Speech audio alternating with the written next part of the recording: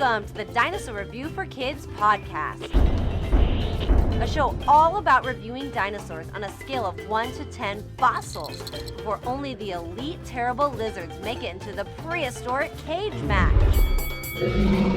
This program is presented by the Stomp Chomp Roar Company and can be heard within all the rock layers across the planet. Grab your dinosaurs and your official scorecard because it's now time to dig for dinosaurs. Here's your Mesozoic host, Dinosaur Ranger Anthony. Bonjour, all of my dinosaur experts and my junior paleontologist. This is your host of the greatest prehistoric podcast ever made, the Dinosaur Review for Kids. My name is Dinosaur Ranger Antoine. Of course, I'm just kidding, right? This is Dinosaur Ranger Anthony, and today I will be your Cajun-like tour guide across the southern Jurassic Bayou. Welcome to the Bayou. Now, how are all my dinosaur swamp monsters doing this August? Are you guys already back in school? My little swamp monsters both started back into their school year routines over the last couple of weeks. Also, what about that southern-like heat? Are you guys staying nice and cool during these dinosaur days? I mean dog days of summer? It's just been so incredibly hot and sweaty here in the Cornhusker State. But go Huskers! It's even been over 100 degrees a few times over the last 2 weeks. Would you guys go for a swim down in the Bayou Swamp? I sure wouldn't, even in 100-degree heat. Maybe we can go noodling for some catfish and make some cheesy stuffed catfish like at Jazz Louisiana Kitchen. That's my favorite. But enough about that. The time has finally come. I can't believe it's finally here. Are you all ready for something extra special? I said, are you guys all ready for something extra special? It's gonna be even better than New Orleans king cake. Well, then you're going to want to turn up your volume and keep on listening because today's episode is a first of its kind on the Dinosaur Review for Kids podcast. Instead of a holotype fossil, this is a holotype episode. Now, holotype means the first specimen of its kind to be named and described. So it's time to grab our Stegosaurus plate full of some crawfish boil and board our Bayou airboat tour because it's time for the ultimate prehistoric cage match. It's time for the clash of the Dinosaur Champions. There's no turning back now. We'll begin our tour in just a moment. But first, how did we get here? Over the last 4 seasons or 40 episodes of the Dinosaur Review for Kids podcast, I have reviewed 36 different dinosaur species. Each time I gave a dinosaur species a fossil score of 1 out of 10 stars, aka we call them fossils. 1 fossil for some of the weakest dinosaurs and 10 fossils for some of the strongest dinosaurs. That's right, some dinosaurs even lifted weights at the Dynamite Jurassic Gym. Then every 10th episode, I took the top 2 scoring dinosaur species from each season and we let them go one-on-one inside the Prehistoric Cage Match. Now in just a few moments, the 4 Prehistoric Cage Match champions from the previous 4 seasons of the Dinosaur Review for Kids podcast will rise up from their paddocks below and face off in the ultimate Prehistoric Cage Match we have named the Clash of the Dinosaur Champions. This is the ultimate prehistoric fatal 4-way matchup and it's sure to blow your mind all about dinosaurs and who would win matchups. The battle will be set inside a Louisiana swamp bayou, which explains all my Cajun-like banter. This ultimate matchup is between the Tyrannosaurus Rex, the Brachiosaurus, the Utah Raptor, and the Ankylosaurus. It's time to bring our dinosaurs onto our Louisiana-like bayou. Stomp Chomp Roar welcomes you to the first Clash of the Dinosaur Champions. We are live from Omaha, Nebraska. This is the moment you've all been waiting for. It's the ultimate prehistoric cage match. It's the Clash of the Dinosaur Champions. It's Time for the Undisputed Heavyweight Dinosauria Championship of the world. Introducing first, fighting out of the blue corner, a fossil score of 8.1, standing 7 feet high, 25 feet long, and weighing in at some 2,000 pounds. From the early Cretaceous period, some 125 million years ago. Fighting out of the state of Utah in the United States of America, it's the largest known dromaeosaurid. It's the raptor from Utah. It's the Utah Raptor!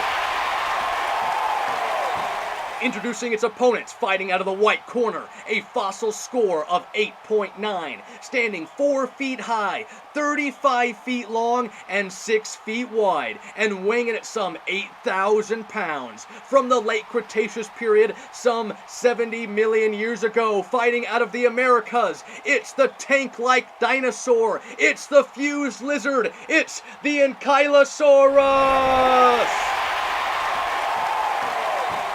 Introducing its opponents, fighting out of the green corner, a fossil score of 9.0, standing 50 feet high, 85 feet long, and weighing at some 100,000 pounds. From the late Jurassic period, some 145 million years ago. Fighting out of western North America, it's the long-necked dinosaur, it's the armed lizard, it's the Brachiosaurus! And introducing its opponents, fighting out of the red corner, a fossil score of 9.3, standing 20 feet high, 40 feet long, and weighing in at some 16,000 pounds. From the late Cretaceous period, 68 million years ago, fighting out of North America, it's the one and the only, it's the Tyrant Lizard King, it's the Tyrannosaurus Rex! Let's have a fair, clean fight. Touch claws and or hooves and back into your prehistoric corners. Round 1, fight! Welcome to the Jurassic Bayou, my junior paleontologist. It's time for the clash of the Dinosaur Champions. Are you ready to get deeper into the action? If so, then hold on tight, because it's time to start up the engines of our Stomp Chomp Roar airboat. The sounds of the locusts fill the air all around the Jurassic Bayou. But don't worry, these aren't bison locusts. Everything for the moment seems very, very peaceful. Almost too peaceful. All kinds of trees fill the slow-moving waters as we continue deeper and deeper into the Jurassic Bayou. Just like a canal, the trees are leading us one way towards the prehistoric battlefield. Up ahead, the trees are appearing to be spreading out as the Jurassic Bayou begins to widen.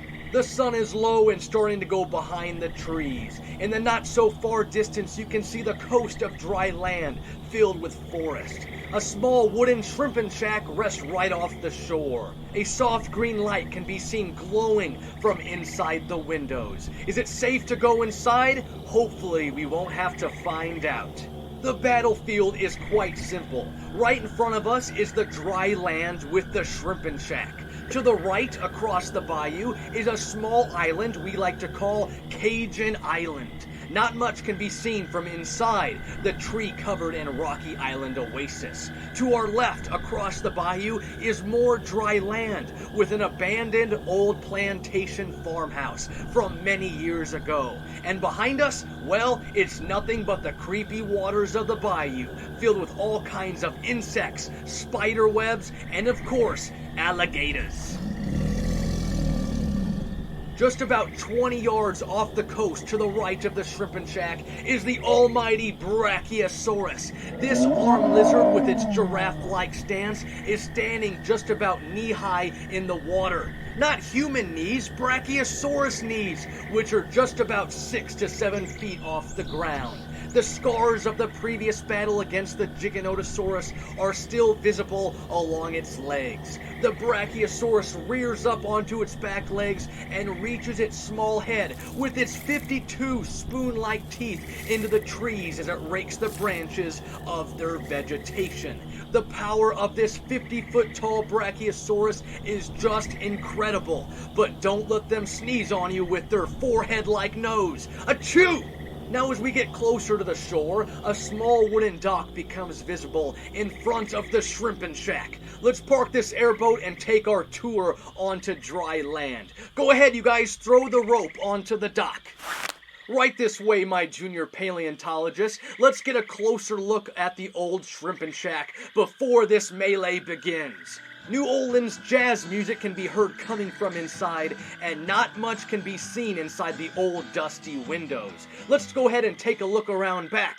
Holy cow! It's not really a cow, it's the tank-like dinosaur called the Ankylosaurus. This very slow and steady moving armored dinosaur is grazing on all kinds of low-lying vegetation, like ferns and mosses with its leaf-shaped teeth. It rips away the plants with its wide mouth and parrot-like beak. What was that? There it goes again! In the distance, the sounds of at least one, but maybe even 3 Utah raptors can be heard from inside the lush forests that surround the shrimping shack. I'm afraid this is the calm before the storm, because there's definitely a storm a-comin'. We have now seen or heard from 3 of the 4 dinosaur species in today's Clash of the Dinosaur Champions. But where is that Tyrannosaurus Rex? The calls of the Utah Raptors are getting closer and closer. This battlefield is about to be filled with nothing but absolute chaos. Didn't Dr. Malcolm warn you guys about the chaos theory? Anyways, everyone, let's go inside the shrimping shack before it's too late. Hurry, turn off that radio. You're listening to KVNO 90.7 HD2, Omaha's true college radio. Wow, look at this place. It's filled with all kinds of paleontology tools, artifacts, and the skulls from the previous 4 Prehistoric Cage Match losers. The Spinosaurus, the Allosaurus, the Megalosaurus, and the Giganotosaurus. Shh, I hear something. Quick, turn out the lights. From outside the window, a lone Utah raptor has just emerged onto the battlefield from within the eerie forest ahead.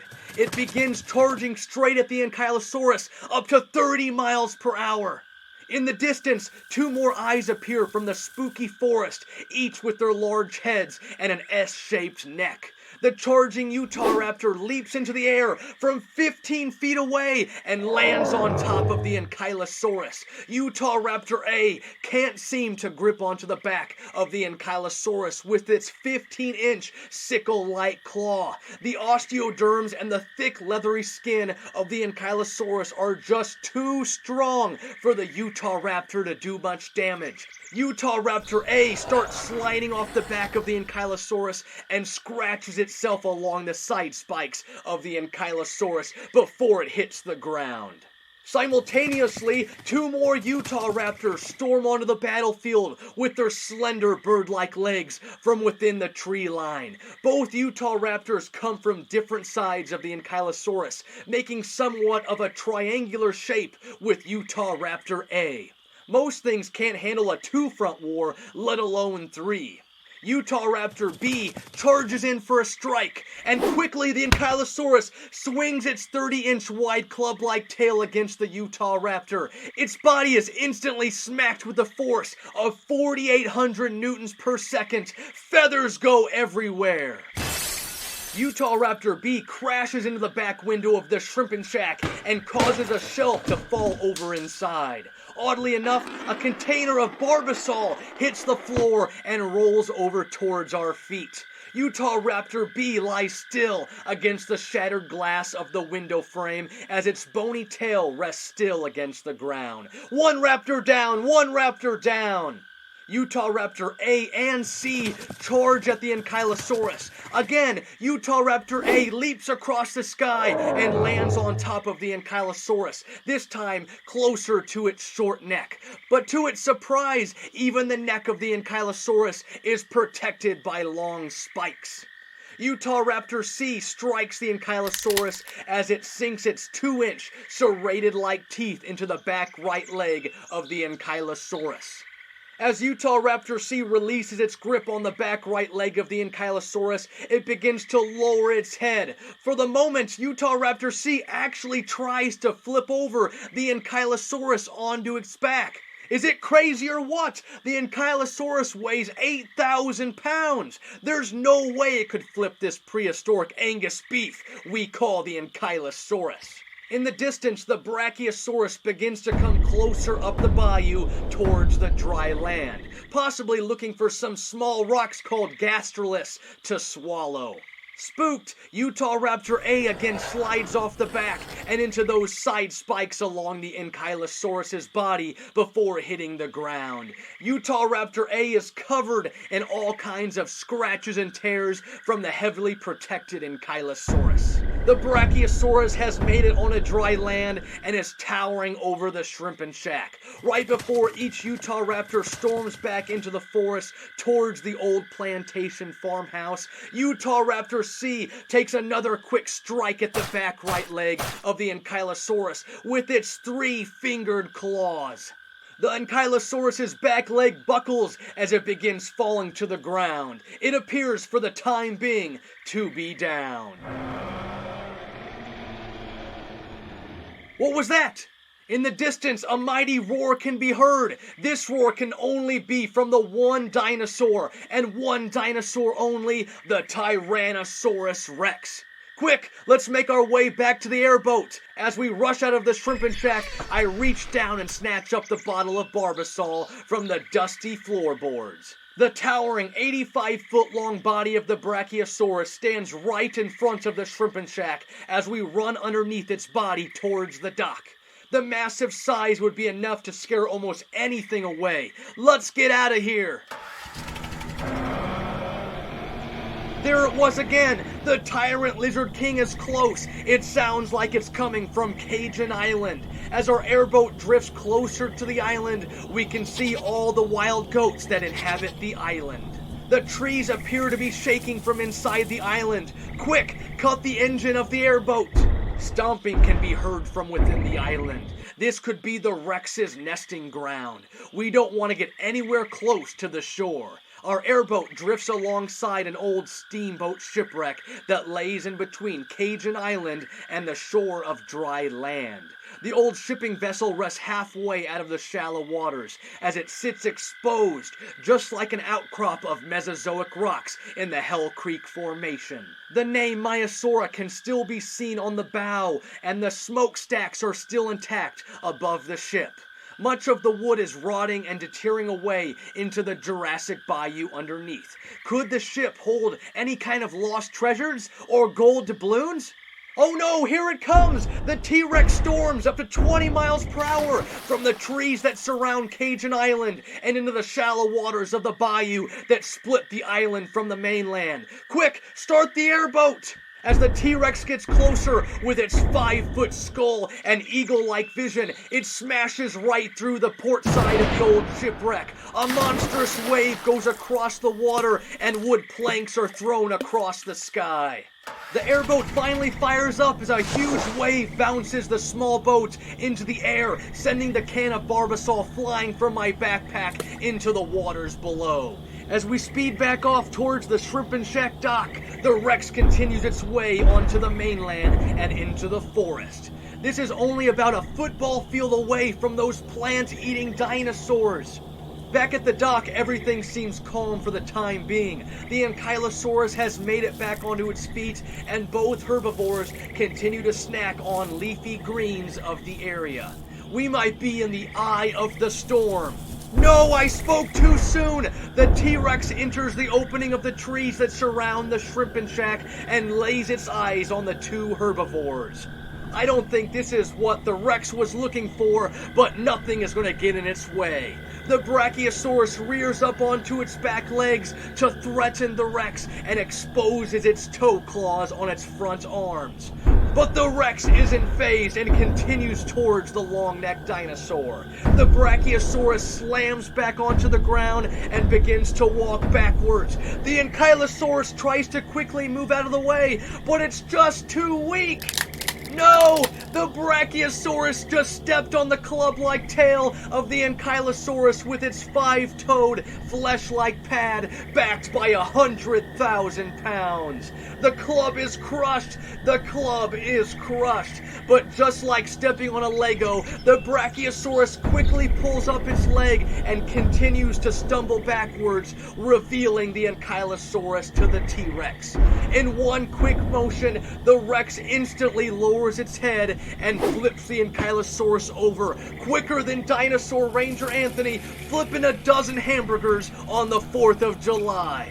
With one foot on top of the belly of the Ankylosaurus, the Rex lifts its head into the sky and roars into the arena before sinking its banana-shaped teeth and 15,000-pound bite force into the underside of the Ankylosaurus.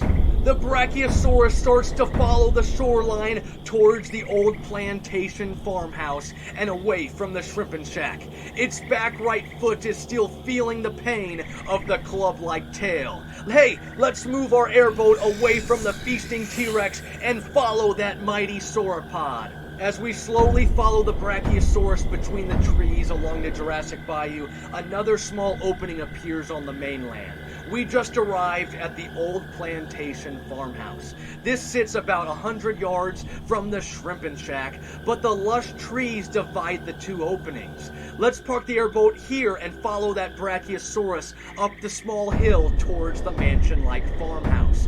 This 17th century home has 6 pillars on the front of the house that go the full height of the 2-story structure. It also has many windows and a front porch that wraps around the entire house. As we make our way up the creaky steps on the front porch of the old farmhouse, the Brachiosaurus begins tearing vegetation from the trees on the right side of the home. What was that? Shuffling can be heard coming from inside the old farmhouse. Where did those other 2 Utah Raptors go?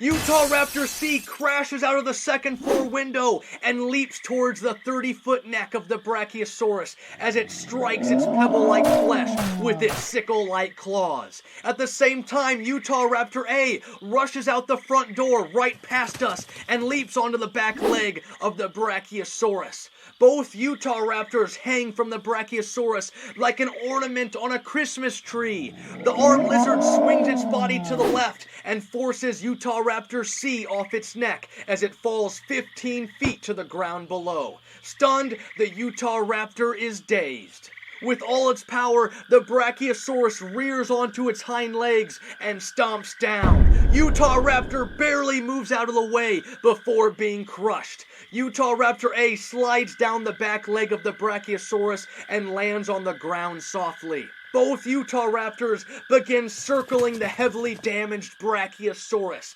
The neck and the back left leg of the Brachiosaurus have been severely injured. And don't forget about that back right foot that stepped on the Ankylosaurus club.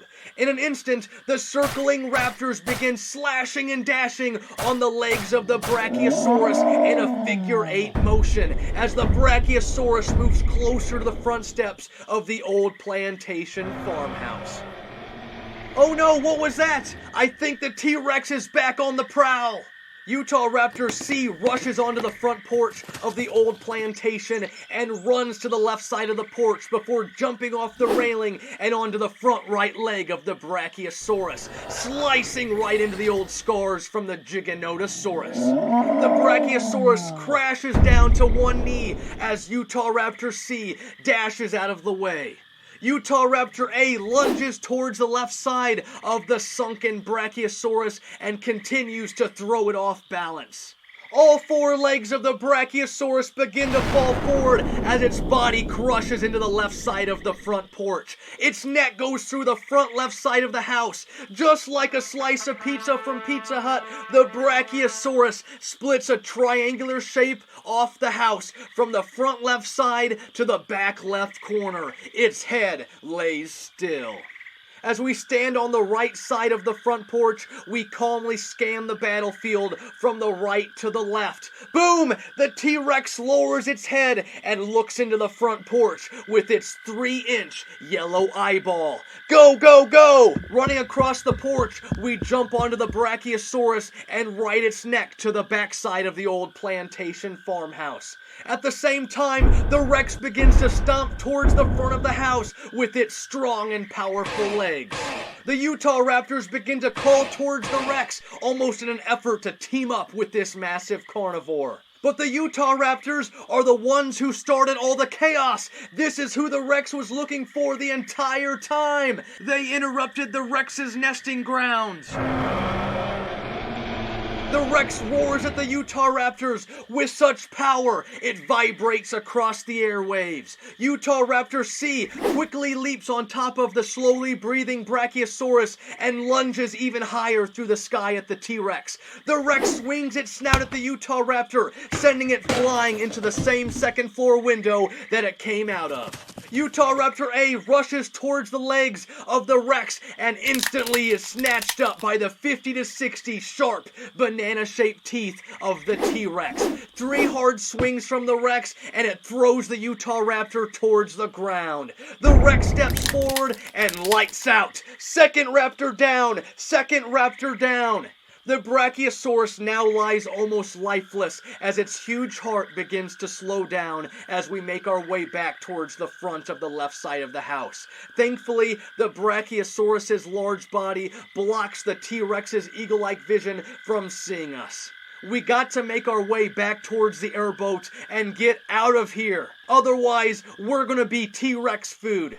Oh no! Utah Raptor C must have followed us from the back of the house. Run! As we run past the full length of the Brachiosaurus's body and back towards the airboat, the T-Rex turns its head towards the motion of our bodies. The now lone Utah Raptor begins to pick up speed as it chases towards us along the Brachiosaurus. In one last motion of life, the Brachiosaurus swings its short but thick tail across the ground, tripping Utah Raptor C. It stumbles across the hard ground. The Rex begins to stomp towards us as we almost make it back to the Jurassic Bayou. Thankfully, the Rex sees the stumbling Utah Raptor rolling across the ground. Oh no, this is it! The Rex crushes the tail of the Utah Raptor into the dirt with its 3-foot footprints. It's just like a cat playing with a mouse. The Rex has the Utah Raptor right where it wants it. As drool falls from the mouth of the Rex to the Raptor below, it lets out a roar before slamming its massive teeth down onto the body